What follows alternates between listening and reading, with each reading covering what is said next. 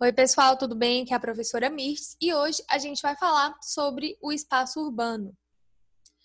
Bom, pessoal, o espaço urbano, em geral, ele apresenta maior quantidade de construções, estradas, casas, prédio, entre outros estabelecimentos e também, abriga a maior parte das atividades comerciais, industriais e de prestação de serviços. Então, em 2017, cerca de 85% dos brasileiros, eles viviam nas cidades, tá? Isso significa que a população do nosso país, é predominantemente urbana. Então, é como se a cada 100 pessoas, 85 pessoas vivessem no espaço urbano e apenas 15 no espaço rural.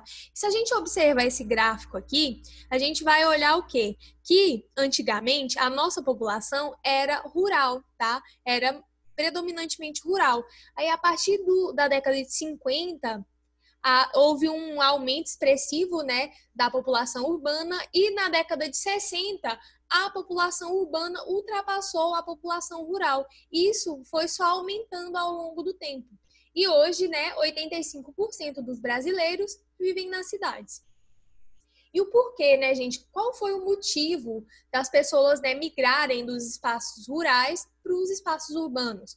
Um dos principais motivos foi a industrialização. A industrialização impulsionou a urbanização no Brasil, tá? Ela foi um dos fatores muito importantes para a urbanização no Brasil.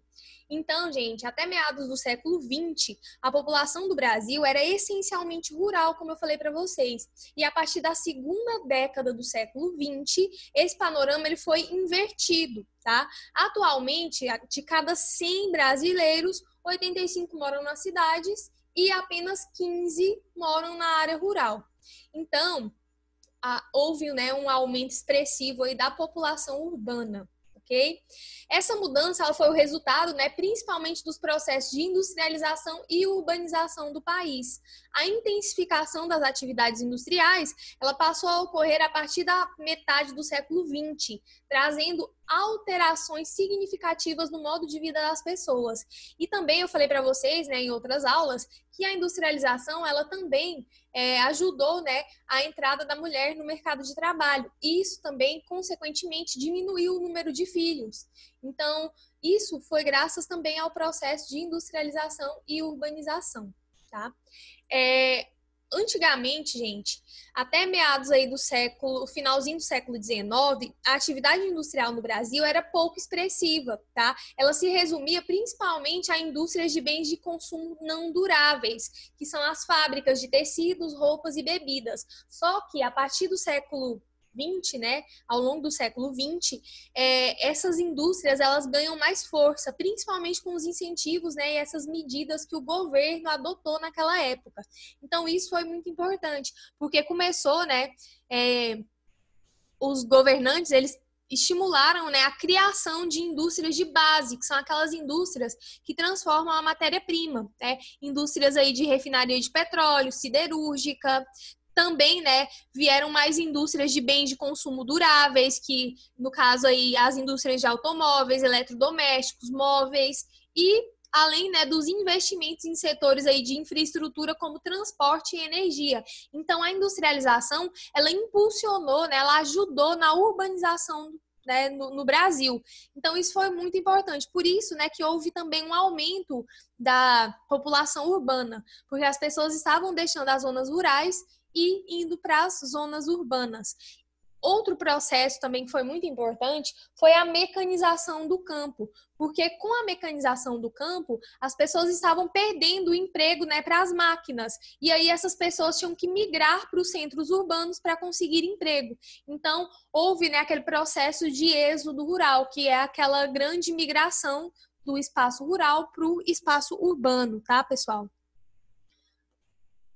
Bom, gente, como a gente viu, a industrialização, o processo de industrialização, ele foi muito importante para a urbanização também, tá? Então, o processo de urbanização, ele ocorreu dessa maneira, graças à industrialização. E agora a gente vai falar um pouquinho sobre as regiões metropolitanas, tá? O processo de industrialização e urbanização ocorreu de maneira desigual no território brasileiro. Isso significa o quê, gente? Que a industrialização e a urbanização no Brasil, ela não ocorreu de maneira homogênea. Então, tinham locais do nosso país, né? Tinham estados, tinha partes do nosso país que tinha mais urbanização do que outros, tá? Então, o processo de urbanização, ele não ocorreu de maneira, né, homogênea, ele ocorreu de maneira desigual no território brasileiro. Então, em algumas localidades, né, onde esse processo foi mais intenso, o número de habitantes aumentou significativamente, dando origem às metrópoles. O que seria uma metrópole, pessoal? Uma metrópole, ela é uma cidade muito grande, ela é uma cidade densamente povoada, tá? Interligada, né, aos municípios próximos e que também, né, essa metrópole, ela exerce influência econômica e política sobre os municípios vizinhos. Esse processo, né, é chamado de conurbação. Conurbação é quando uma metrópole, né, ou seja, uma cidade grande e muito povoada, ela cresce tanto que ela acaba se juntando com os municípios vizinhos. Então, isso, né, é um processo chamado de conurbação, tá?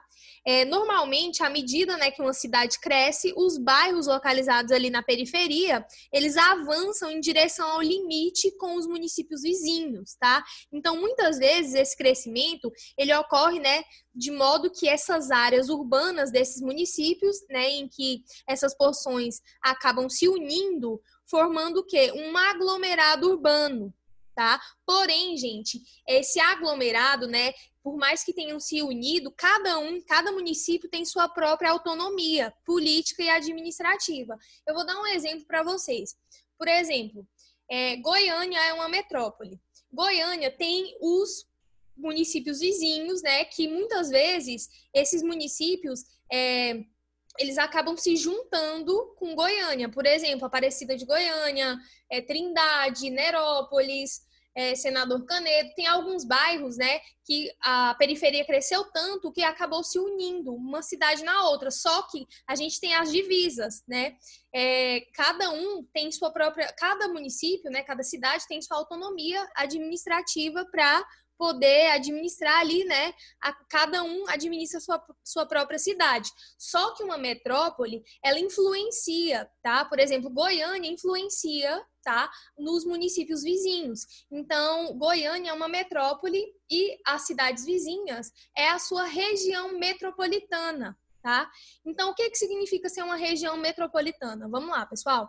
A fim, né, de auxiliar o planejamento administrativo público das metrópoles e de seus municípios vizinhos, o governo federal define as regiões metropolitanas. Elas constituem um grupo de municípios que recebe a influência de uma cidade, tá? Geralmente uma metrópole, estabelecendo com ela uma forte, né, relação de interdependência econômica. Então, o exemplo que eu dei para vocês, né, é a cidade de Goiânia. A cidade de Goiânia é uma metrópole e os municípios vizinhos é a região metropolitana de Goiânia. E Goiânia exerce uma influência econômica sobre esses municípios vizinhos, porque muitas vezes essas pessoas, né, desses municípios vizinhos vêm estudar em Goiânia ou vêm trabalhar. Então, Goiânia, né, é uma referência para esses municípios vizinhos. Então, isso seria uma região metropolitana, tá, pessoal? E como eu falei para vocês, né, com isso, né, parte da população dos municípios menores, ele precisa se deslocar diariamente para a metrópole para trabalhar, estudar, né, além de utilizar os serviços médicos aí, tá? Então, esses municípios, eles são interdependentes da metrópole, ok? Bom, pessoal, de acordo com o IBGE, em 2017 existia no Brasil 73 regiões metropolitanas, tá? Outro exemplo, né, que o livro deu aí para vocês é a região de Belo Horizonte, em Minas Gerais, né? Que tem aí, aqui, ó. Aqui tá Belo Horizonte, tá? Que é a metrópole, e todos esses municípios aqui são a região metropolitana de Belo Horizonte, tá bom?